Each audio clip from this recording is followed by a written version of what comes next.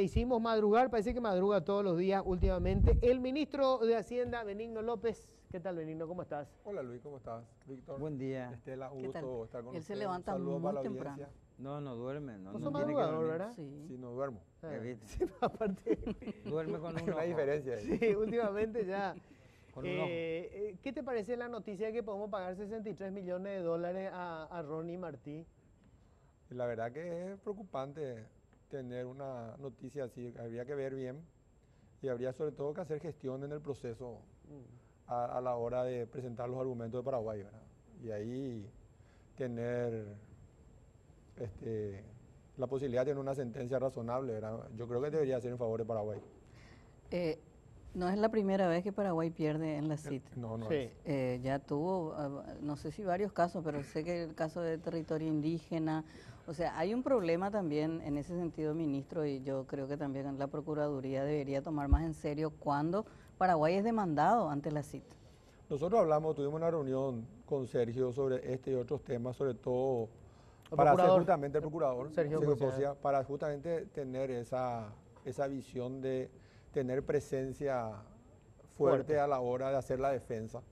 ¿Verdad? Generalmente pasa eso que vos decís y los datos que te dan ahí es que una vez que pasa admisibilidad probablemente se pierda. Ese es todo el esfuerzo que habría que hacer antes, ¿verdad?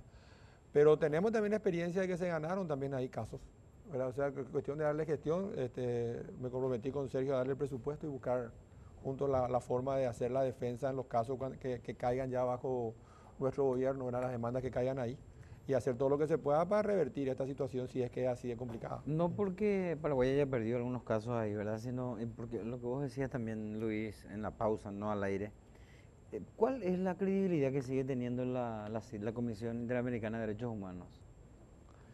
No importa la credibilidad, tener una sentencia y tener un problema de credibilidad del país al no cumplir la sentencia. Claro. Entonces tenés que buscar los medios, arbitrar los mecanismos para poder cumplir y satisfacer los reclamos que se hacen en la Corte Interamericana, ¿verdad? También es muy criticada porque a veces sacan sentencias cuando ya se juzgó en Paraguay. Entonces se convierte en una suerte de cuarta instancia que no está permitida y es una suerte de intromisión. Pero ellos hacen otro argumento a la hora de sacar la sentencia. Pero pues yo creo que apostando, como dice Estela, a hacer el trabajo que hay que hacer, porque a veces yo conocí un caso de que se estaba por perder y me encontré con el embajador de Paraguay en la OEA de suerte en Washington y juntos arreglamos las respuestas y ganamos el juicio. Pues Claro, como tendrían que se mandarte deja ya nomás a la estar. comisión ahora. Porque, ¿Verdad? Como que se deja estar, Parece no se que le da sí. mucha importancia, me parece. Y como son procesos Sí, complejos y largos, Sí. tener el problema del Estado que el que agarró la demanda no es el mismo que contesta, no es el mismo, entonces se va perdiendo El rastro. el rastro Sí. y ocurren cosas así, pero también si se agarra a tiempo es posible revertir la situación. Claro, vamos a hablar nosotros de la economía. Esto era solamente porque estaba ahí, ¿verdad? Va a afectar la Por economía cierto, de todo. para nosotros. es el secuestro más rentable de la historia, ¿verdad? Sí. Porque terminan cobrando 63 millones de dólares y Sí. que todo finalmente funciona, ¿verdad?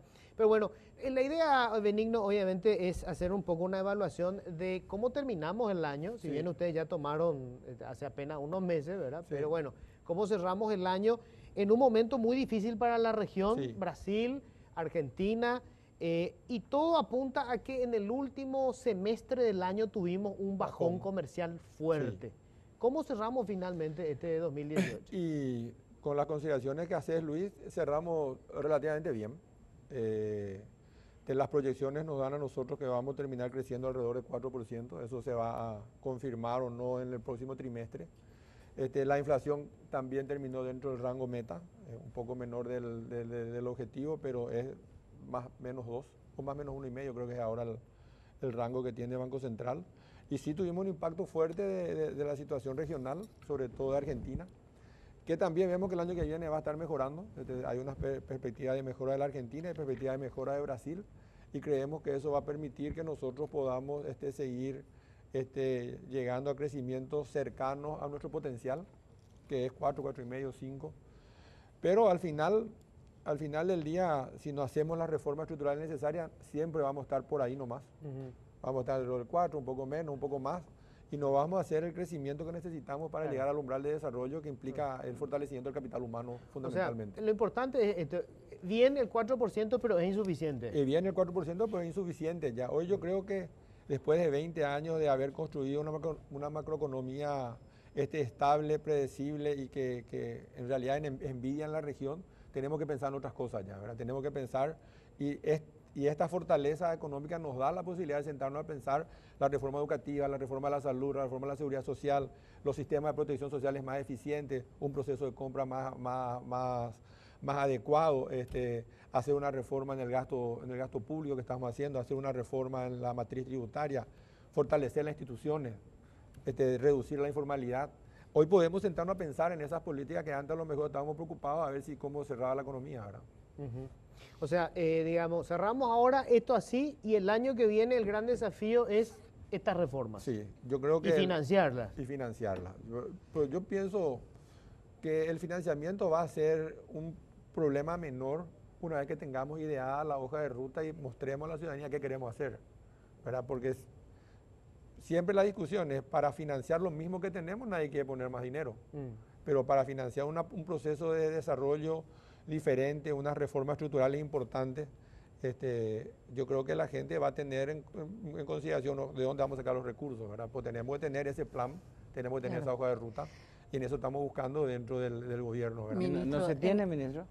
Tenemos las ideas, ¿verdad? Pero después tenemos que hacer, nosotros estamos trabajando con Jeffrey Sachs, haciendo un plan decenal, o sea, el presupuesto de los próximos 10 años, qué se necesita y cómo se va a financiar las necesidades.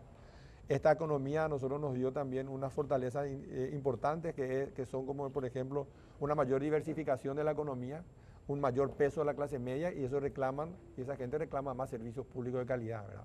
Entonces en eso estamos trabajando. En el lado de la educación estamos trabajando en diseñar un plan nacional de transformación de la educación que presente una hoja de ruta adecuada para septiembre del año que viene y iniciar un proceso estos procesos van a durar 20 años, Sí. ¿verdad?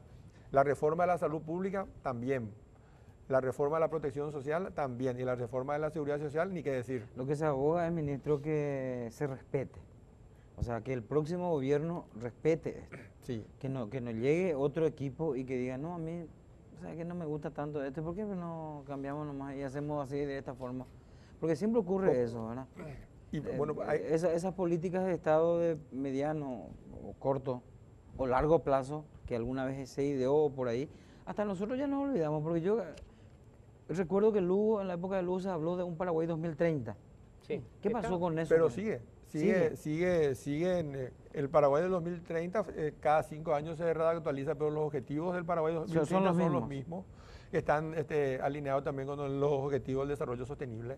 O sea, hay una cierta continuidad, aunque no hay con tanta fortaleza. De hecho, esta ¿verdad? hoja de ruta en materia económica es lo que más se respetó, por eso Sí. la estabilidad económica. Ahora, ministro, yo creo que el gran debate, yo creo que en el diagnóstico todos estamos de Sí. acuerdo. O sea, hay que hacer la reforma de la salud, de la educación, son reformas de largo plazo. El tema es la sostenibilidad financiera de esas reformas. Sí. Y cuando se habla de reforma tributaria, se tiene que tocar y alguien tiene que pagar eso. La pregunta es quiénes van a pagar, ¿verdad? Porque en Paraguay es muy difícil cobrar impuestos y sobre todo a los sectores más poderosos. El impuesto a la renta personal se entró en vigencia creo que 10 o 14 años después, ¿verdad? Sí. O sea, cada vez que se iba a entrar en vigencia se aprobaba una ley para postergar y así sucesivamente, ¿verdad? Entonces, lo que yo veo hasta hoy es que no hay una capacidad política de lograr ese consenso político, social, empresarial, diríamos, de sentar y decir, bueno, ustedes que no dan tanto ahora tienen que dar un poquito más, etcétera, etcétera. Me parece que la carga tributaria, ¿a quién se le va a cargar? Ese es el punto, ministro, y me parece que no sé si ese acuerdo político ustedes lo van a lograr. Sí, yo estoy convencido que vamos a lograr ese acuerdo, Estela. Estamos trabajando en eso.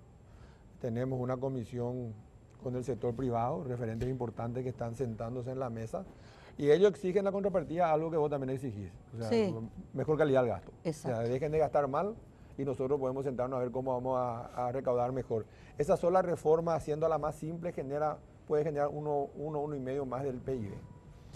La reforma del proceso de compra puede generar otro medio punto. La reforma del gasto salarial puede generar otro medio punto. O sea, va a ser nosotros mismos sin mucho estrés real, más que un estrés interno dentro del sector público, porque al hablar de la nómina salarial vamos a tener que tocar el contrato colectivo, vamos a tener que tocar la nómina, vamos a tener que tocar muchos beneficios que se consideran ya perennes y vamos a tener que revisar eso, vamos a tener que mirar cómo se va a pagar, cómo ustedes van a pagar al sector público, o sea, al final son recursos públicos.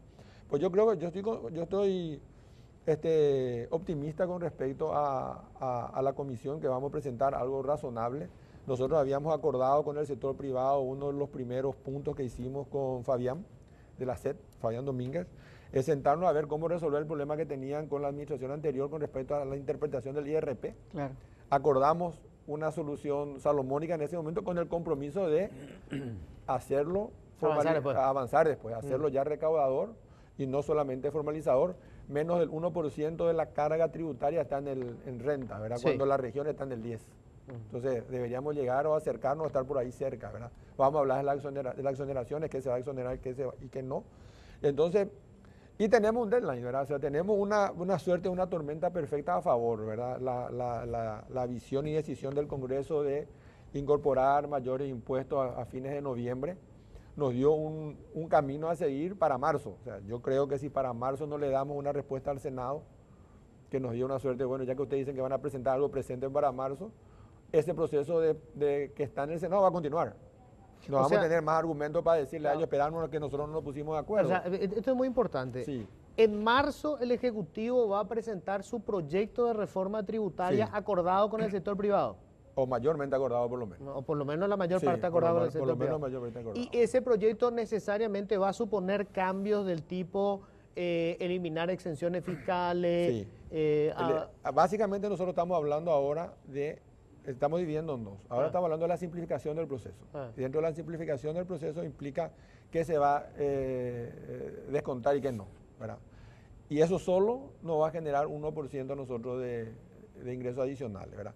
Después están los 4 impuestos que se están hablando por separado en la comisión, a la soja, al cigarrillo, al alcohol. Eso también vamos a tratar de resolver ahí, de presentar algo que pueda ser razonable y vamos a tener que discutir con ellos, ¿verdad? Porque eso, si no nos ponemos de acuerdo nosotros, igual va a venir el proyecto que está en el Senado, ¿verdad? O sea, entonces les digo, ustedes dan como carta de negociación con esos sectores. Es claro. decir, o sea, que negocien con nosotros, que somos más buenos que el Parlamento, que les quiere caer con todo. Claro. Y algo se le puede sacar consensuado. Yo creo que sí, porque estamos en un momento que va a ocurrir eso. Si nosotros no presentamos nada, nos vamos a ir al Senado y nos van a decir, me tomaron el pelo 3 meses, acá no vino nada, y bueno, usted... Ahora Hacienda por decreto nomás puede aumentar, por ejemplo, el tema del tabaco. Algunos, así, hasta el 22. Hasta el 22%. Sí, por ciento. Ahora está en el 18, el presidente va a tomar una decisión en los próximos días porque quiere hacer gradual en el tiempo, ¿verdad? Ya. Va a volver a tocar seguramente la tasa ahora en estos días. Ahora, en marzo se presenta ese proyecto de reforma tributaria. Sí. Y sobre el tema del gasto público. Queremos tener la posibilidad del gasto público, tenemos un plazo más, que es abril, el momento que tenemos que presentar el presupuesto. Entonces ahí tenemos que hablar. Hay un proyecto que presentó Patriaquería de una nueva ley de la función pública. Hay un proyecto que tenemos nosotros que vamos a presentar sobre cómo se va a pagar. O sea, si hay tantas leyes, bueno, una ley de pago. ¿Cuáles son los parámetros del pago? Más allá que la norma anual que sale en el presupuesto. ¿Pago de salario? Pago de salario. Pues, una ley de responsabilidad salarial, algo así le estamos llamando. Claro. ¿Verdad? Y vamos a presentar también y vamos a tratar de tener un presupuesto diferente en el 2020. Y sobre el tema del desorden total que hay dentro de los pagos que se hacen en el Estado, salarios que no tienen nada que ver, en un ministerio se paga 10 y en otro se paga 20 por hacer exactamente la misma cosa, esa anarquía que hay dentro del Estado. Y esa es la parte más difícil, ¿verdad? Esa vamos a tener que resolver porque, ¿cómo le convences? Es difícil porque todos son ministros y todos son ministerios. Entonces, ¿cómo decir que el director de administración del ministerio X tiene que ganar menos que el de Hacienda? ¿Verdad? Porque ahí se va, o sea, la idea es hacer un proceso de cargo y salario, tener a alguien que nos diga, bueno, ¿cómo tiene que pagar acá? ¿Verdad? Y ajustarse a eso con un sistema de retribución, competencia, mérito y proceso de adecuación en el tiempo del salario también, ¿verdad? Y eso va a llevar su tiempo. Eso va a llevar su tiempo, pues podemos empezar una regla que yo creo que puede ser importante de aquí en adelante, ¿verdad? O O sea, de aquí adelante se va y miramos cómo arreglamos la casa hacia atrás. Y ahí van a haber muchas discusiones, ahí no va a ser fácil porque casi todos tienen contratos colectivos donde se reconocen derechos importantes. Entonces, o sea, de acá adelante quiere decir, bueno, a partir de hoy todo nuevo funcionario que entra al así Estado mismo va a tener estas reglas. Y los que entraron antes bajo las reglas anteriores. No, es que la vamos ley a no es ver. retroactiva. Vamos a ver, vamos a tratar de resolver eso, porque yo creo que hay mucho para resolver también ahí, Hacia atrás. hacia atrás. Hay muchas Ahora, cosas que se pueden arreglar. No es posible que ese trueque de la calidad del gasto que te plantean algunos partidos políticos, la sociedad misma, el sector empresarial, dice que cuando uno se plantea el aumento de impuestos, dice, no, nosotros ya no queremos dar más impuestos para pagarle a la secretaria, al amante, al hijo, al sobrino, etcétera. Pregunto yo sé que es un problema legal, ¿no hay posibilidad que el Estado dé una muestra, diríamos, de buena voluntad y decir, bueno, hay una lista de, por decir, 20.000 planilleros detectamos, 20.000 planilleros detectamos. Sí. ¿No hay manera de recortar eso? Mira, vamos a hablar de la experiencia. Nosotros hicimos eso en IPS y empezamos con lo más sencillo, los cargos de confianza. Perdimos todos los juicios. Ajá. O sea, el problema en el Poder Judicial. ¿Verdad? Entonces, si no podemos nosotros, y tenemos un problema enorme en el sector público, porque no sabemos qué ley se aplica. La ley de la función pública está toda cortada. Algunos aplican, otros no. Entonces, ¿cuál es la regla que va? Y si no tenés la ley de la función pública, el Código Laboral está impedido por el propio Código Laboral de aplicarse. Entonces, tenés un problema real ahí que hay que pensar bien cómo enfrentar. Claro, porque a uno pierde más. Perdemos más después, Sí. ¿verdad? Entonces, es un tema que me gustaría decirte sí vamos a hacer, pero si vos mirás la historia, jurídicamente es complicado. Entonces, tenemos que ver cómo resolver ese problema hacia atrás. A los planilleros tenemos que sacarle por el lado de los sumarios administrativos, que es un proceso largo y complejo, donde tenemos que demostrar que no trabajan, que cobran y no trabajan. Nosotros sacamos más de 1.200 en IPS. Eso, algunos se perdió, por la mayoría no. ¿Verdad? Entonces ahí hay también jurisprudencia favorable al Estado, ¿verdad? Pero cada uno tiene que identificar, y ese es el problema débil de la cadena, ¿verdad? O le tenés que decir a cada ministerio, a cada ente, bueno, haceme con cuántos vivimos. Bueno, ¿qué hace cada uno? Y ese es un proceso que va a ser el problema del planillero, pues, básicamente el operador político. Claro. entonces tiene una protección, un blindaje importante por eso en los ministerios. Y tiene un blindaje, y tiene, más que el blindaje está dado por la misma carencia del propio Estado de tener sistema adecuado de control. O sea, el dedo tiene 3 años que ponemos el dedo para identificarlo, y en el interior no hay. Claro. ¿Verdad? El biométrico, El reloj reloj biométrico. Ahora, Y que injusto, ¿no? Quiero hacer nomás agregarle algo a esto, ¿verdad? Qué injusto, de repente hay casos en los que se desprenden de funcionarios muy capaces y buenos y se aferran a funcionarios que tienen ese plus político, que no hacen absolutamente nada y que son un apéndice canceroso dentro del Estado, y están ahí. Y nosotros tenemos que pagarles a eso. Y yo conozco casos de funcionarios que renunciaron hartos de no cobrar siquiera el sueldo mínimo. Es un caso más, no digo absolutamente nada nuevo, solamente quería agregar eso. No, y es un tema, o sea, yo creo que tenemos que ir gradual y rápidamente a un servicio civil profesional en el sector público, ¿verdad? Que es la ventaja que si vos pones a mirar con sus luces, eso me tiene el equipo económico en Hacienda y Banco Central. Ahí es más difícil. No te digo que no puede ocurrir, pues es más difícil. O sea, a nadie se le ocurre ir a macanear ahí. O sea, tenerlo primero la vara alta, no quererlo ser menos que el que se fue, querer por lo menos completar y terminar tranquilo lo que tenés que hacer. Y sería tener eso, o sea, y son procesos que dependen mucho del presidente de la República y de las autoridades en cada lugar, ¿verdad? Tener esa fortaleza para poder enfrentar huelga todos los días o manifestaciones todas las tardes. Hay algunas cosas que me parece que te pueden explotar en la cara como ministro de Hacienda en breve, el año que viene. Ante la Corte hay una cantidad de recursos presentados de jubilados que quieren que se equipare la jubilación con los salarios de los trabajadores activos. Sí. Con lo cual va a armar un agujero tremendo en la caja fiscal que ya es deficitaria. Sí. ¿Cómo van a manejar eso? Bueno, nosotros estamos teniendo una actitud diferente, Pues usualmente salía la sentencia y se cumplía, ¿verdad? Se cumplía. Ahora nosotros estamos enviando, creo que estamos terminando el documento que vamos a enviar a la Corte, que para cumplir todas esas sentencias tenemos que subir los impuestos.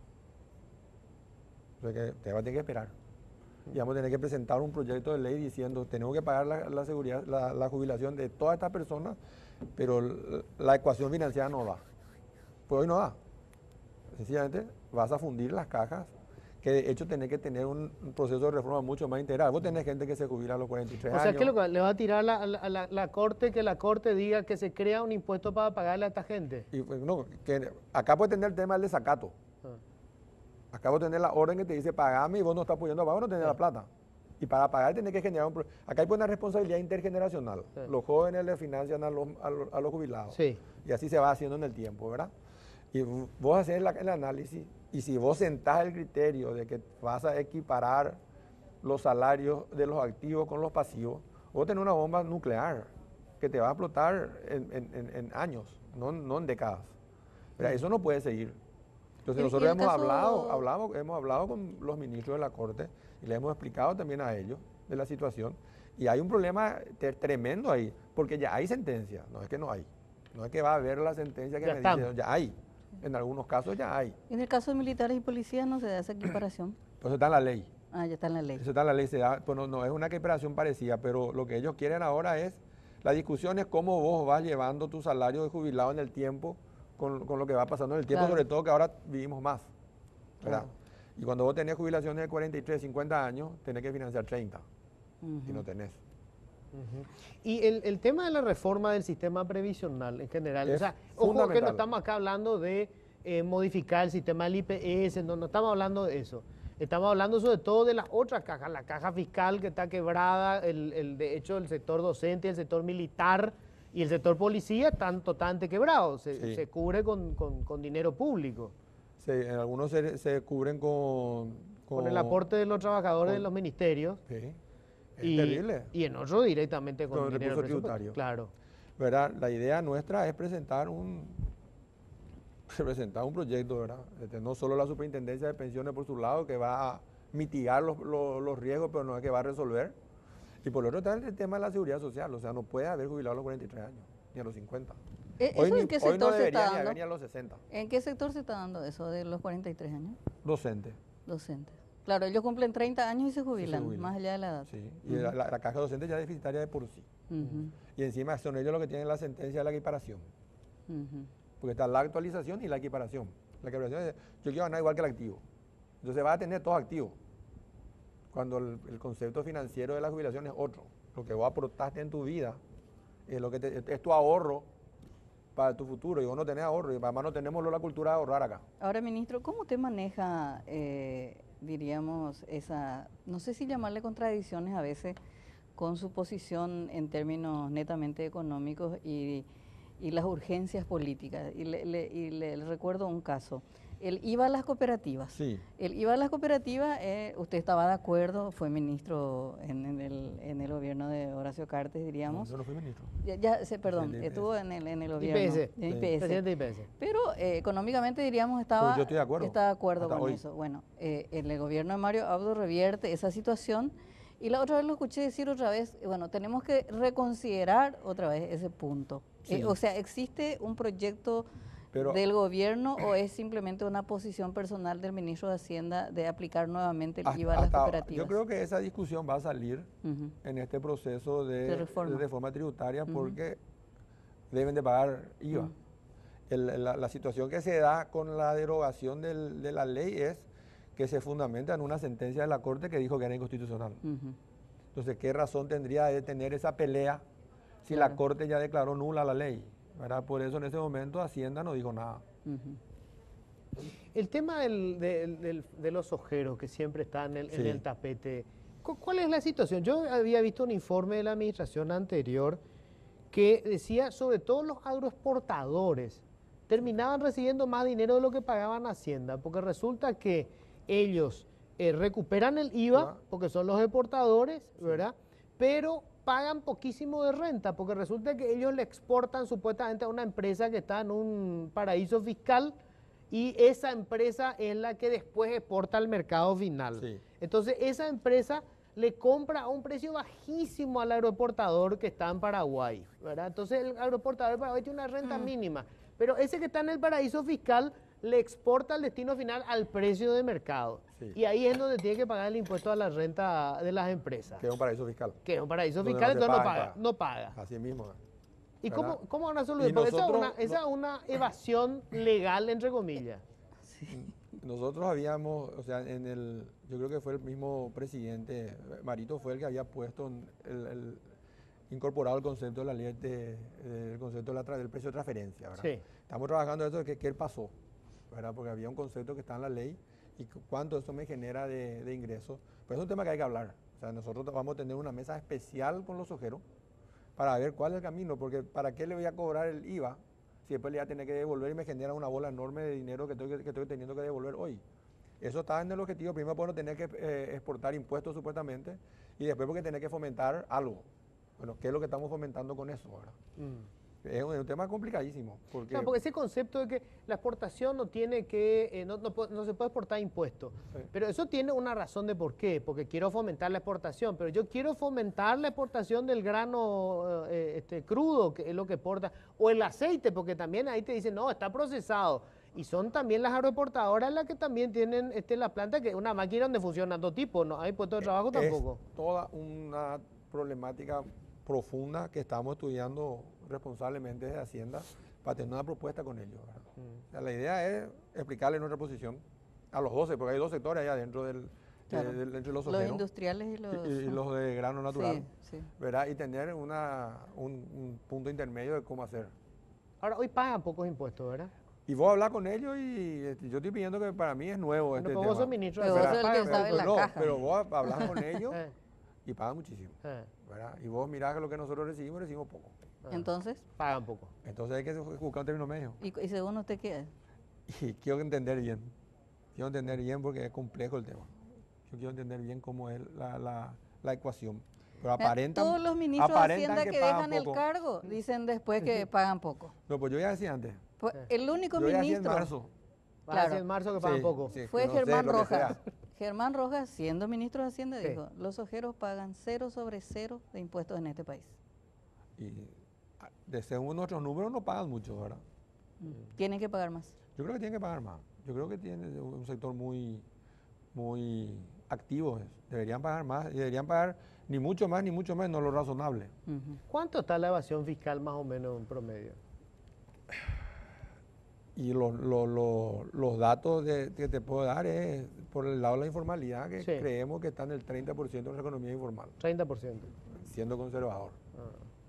¿Y cómo se puede reducir ese nivel Y de bueno, evasión? yo creo que una de las tareas es, dentro de la política de formalización laboral que está llevando a cabo el Ministerio del Trabajo, la posibilidad de intercambiar información.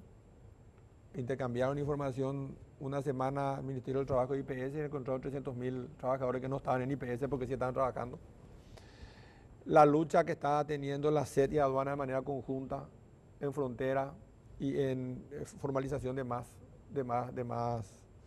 más comercio y la incorporación de la tecnología, ¿verdad? Hoy en muchos lugares todo sigue siendo a mano. Y ese va a ser un camino que no tiene retorno, ¿verdad? Yo creo que la informalidad, que haya un sector que comercie y que genere riqueza en Paraguay y que no genere contribución al fisco, genera una competencia desleal de por sí, y ese es nuestro objetivo primario antes que seguir cayendo entre la gente que paga el impuesto. ¿Cómo Que pero- es lo que deseamos todos, ¿verdad? Porque, No cazar en el zoológico. claro, a los que cumplen, Eso es fácil. muchas Bueno, veces eso es se le ajusta más la tuerca que a los que van por la izquierda. Sí. Y los que quieren formalizarse tienen mucho más problemas y vallas que sortear que aquellos que trabajan así informalmente. Sí, y ahí el sector fundamental son las pymes y MIPYMES, ¿verdad? Sí. Casi el 70% de nuestra economía está ahí y tenemos nosotros 2 o 3 proyectos de leyes que se están estudiando hace un tiempo ya, que vamos a presentar en marzo, que va a permitir la simplificación del proceso de ellas, que va a permitir que tengan unas garantías diferentes a las que se exigen hoy, que va a permitir que el acreedor tenga una mejor protección de los derechos cuando presta dinero, ¿verdad? Vamos a modificar el régimen de insolvencia y con eso solamente se va a fomentar Con esas 3 leyes, si presentamos y si tenemos aprobada, probablemente el índice del Doing Business va a informalidad. mejorar ostensiblemente en Paraguay, ¿verdad? Porque le vamos a dar la capacidad de que esta gente no tiene ni siquiera seguridad social, ¿verdad? O sea, por lo que estaba diciendo Benigno, en marzo aterriza el plan económico del gobierno de Mario Audo. El plan ya está, pero ya Bueno, sí, se va a pero empezar a aterriza, ejecutar. digo, claro, aterriza las con leyes. un proyecto de ley concreto. Sí. O sea, Ah. ahí vamos a decir, esto es Hacia lo ahí que nos va vamos. hasta acá, para acá vamos. Sí, en el tema económico sí, y eso yo creo que va a ser otra vez marginal. Lo fundamental es la educación. ¿Y cómo ves eso? Porque mira que arrancamos mal, arrancamos con un tole-tole entre el ministro y la viceministra. Y yo creo que se van a ir ordenando, ¿verdad? La ventaja que tenemos es que el presidente está convencido, consustanciado que ese tiene que ser su prioridad número 1. ¿Y el Le tiene ministro? que poner la misma pasión que el servicio militar obligatorio Propone. a la educación. Pues él pone la misma, Sí. pone más en educación. Sí. Solamente que el servicio militar se volvió famoso. ¿Verdad? Pero la gente del MEC, Sí. porque mira, una cosa que es muy importante decirlo, sí, el presidente estuvo en la presentación oficial del proceso de reforma educativa. Sí. Él encabezó, él estuvo, Jeffrey Sachs fue contratado Ah. para la misma cosa también, Sí. para la reforma educativa. Ahora, el MEC como institución está metida en esto, porque yo le veo más en otras cosas. Pues yo creo que ahí está la primera discusión que tenemos que tener de fondo con el respecto al tema. El MEC tiene un montón de actividades. O sea, si vos te mirás la historia y ves por qué el Plan Nacional de Transformación no está en el MEC, por qué Becal no está en el MEC, porque tiene 1000 otras cosas que hacer. O sea, yo no sé si tiene que estar en el MEC luego el proceso de transformación de la educación, o tiene que ser independiente como se hizo en otros países. Yo no sé si van a poder hacer las dos cosas, porque el día a día ya le mata a todos nosotros. Si queremos hacer una transformación en Hacienda, yo no sé si voy a poder liderar yo. Vamos a tener que tener un equipo que lidere una transformación diferente, ¿verdad? Yo creo que esa es la primera. Yo creo que el MEC está consustanciado de que tiene que cambiar, ¿verdad? Las reuniones que tenemos, las reuniones son muy buenas con el equipo del MEC, con Eduardo Peta, con todo, ¿verdad? Pero tenemos que ver quién va a poder hacer el delivery, quién va a poder terminar, quién va a poder implementar ese proceso que hoy estamos trancados en la conformación de la comisión estratégica del plan de la reforma, ¿verdad? Que creemos que la semana que viene se va a anunciar quiénes son, ¿verdad? Ya. Yo creo que hay una discusión muy grande, tienen que estar comprometidos ustedes, la sociedad civil. Vos no puede ser que nos indignamos más del servicio militar obligatorio que los datos que nos da la educación. 8% de los chicos Sí, no, saben eso es sumar y cierto. restar. Sí. No, 30% saben, entienden lo que leen y escriben. No, ministro. Justamente esa es la indignación con el servicio militar obligatorio. Sí. Que se le puso tanta pasión al tema del servicio militar obligatorio, cuando que nuestra realidad económico-social es otra. Decía, ¿por qué nos indignamos con el servicio? Por lo menos desde el periodismo lo que yo veo. No, el problema va por otro lado, no va por el cuartel, va por el problema de la educación. Yo creo que justamente esa fue la indignación que generó el tema del servicio militar obligatorio. Yo no vi así. Yo vi que el presidente es una persona que hizo el servicio militar y vio algo de valor en lo que hizo. Yo también hice. Y fue una experiencia fantástica en mi vida. Ellos dos también hicieron, me cuenta, no sé cómo fue la experiencia de ellos. Y él solamente habló de eso. Después hubo una reacción desmedida de todos que no querían saber nada del servicio militar. Pero cuando hablamos de los números de educación, no pasa lo mismo. A nadie, más que un artículo o un artículo de Luis, yo no leí otro artículo. Yo leí el único artículo que leí de Luis Vareiro. No quiero chuparle la media pero a él. la prensa, y no veo la que haya prensa- y no veo. Y ahí está nuestro problema. Ese es PISA. Andaba a mirar SNEPE y te querés suicidar. Entonces, ¿cómo por eso no segunda nos vez. indigna? Claro. ¿Cómo eso no nos indigna? Al menos en el mismo nivel. Ya que nos vamos a poner que le empate al servicio Pero este militar. tema del servicio militar fue un catalizador para debatir esos otros puntos, para No, debatir pero, el verdadero problema del pero Paraguay. estos temas de la educación están hace rato en la prensa. Sí, no, yo Hace lo un que mes creo por ahí que sí no tiene el mismo atractivo para el debate mediático, porque sí, es cierto, cuando se presentaban los números espantosos, parece que la gente no reacciona, no sé, está como acostumbrada, parece que anestesiada con los números A lo espantosos de la mejor creen educación. erróneamente que es solamente en el sector público. Ah. Entonces, No, el problema claro. del sector público, nomás dice. Yo a mí En SNEPE, todo es. claro. Y es también el Sector público y sector privado. Sí. O sea, todos nuestros hijos, nosotros hoy tenemos que estar preocupados de qué es lo que aprenden. Claro, totalmente. y no estamos tan Se nos preocupados. agotó el tiempo, vamos a seguir hablando. Bueno, marzo es entonces el mes clave para saber para dónde va a apuntar la cosa. Ministro, En los temas de reforma. ¿qué rescata en este primer tiempo del gobierno para usted? Lo peor y lo mejor en economía. Para mí lo mejor es la capacidad de diálogo, Ujú. el haber hablado y el haber establecido esas políticas de diálogo con el sector privado para construir consenso, porque son procesos difíciles, ¿verdad? Yo creo que eso fue lo mejor dentro de una macroeconomía que funciona, ¿verdad? Y lo peor fue haber tenido desde siempre esta exposición y que no podemos resolver cómo nos afecta la región con el contrabando y la informalidad, que ese es un desafío que ocurre cada vez que ocurre una diferencia cambiaria, tenemos este problema y no encontramos ya la forma de reaccionar mejor. ¿Estás de acuerdo con el presidente de la UIP que criticó la operación fiscal aduana del gobierno que incautó este tema de contrabando de cigarrillos, dijo aduanas? Sí. Y él dice que no, que lo que está dentro del territorio paraguayo no es contrabando. Estamos hablando de los cigarrillos que cayeron, de cigarrillos del 7 presidente puertos Cartes. clandestinos. 7 puertos clandestinos. Yo creo que no quiero entrar a discutir con Gustavo de cuál es su visión, pero para mí es una acción importante del gobierno porque de alguna manera se van los cigarrillos, ¿verdad? Entonces, y el contrabando. Entonces, un hecho que debería valorarse y después deberíamos analizar la legalidad o no y qué tipificación le damos. Pues se encontró algo que antes no se había encontrado. Desde ese punto de vista yo creo que es valorable el esfuerzo que están haciendo los órganos de seguridad en la lucha contra la irregularidad, ¿verdad? Yo no veo que por qué debería ser completo. Después veremos si qué es lo que es. ¿Verdad? Pues se encontró algo que se tiene que explicar, ¿verdad? 40 barcos. Contrabando de salida, contrabando de entrada, al fin es contrabando, ¿verdad? ¿Verdad? No, y a lo mejor también tiene razón y no es, ¿verdad? A lo mejor Tiene- si está en tu territorio no es, pero el hecho de ver cómo es un proceso que se está, yo creo que es un indicio de investigación que tienen que seguir los Claro. investigadores.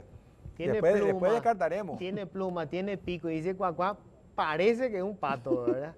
Gracias, Benigno. Cuando quieran, un gusto estar con ustedes. Igualmente.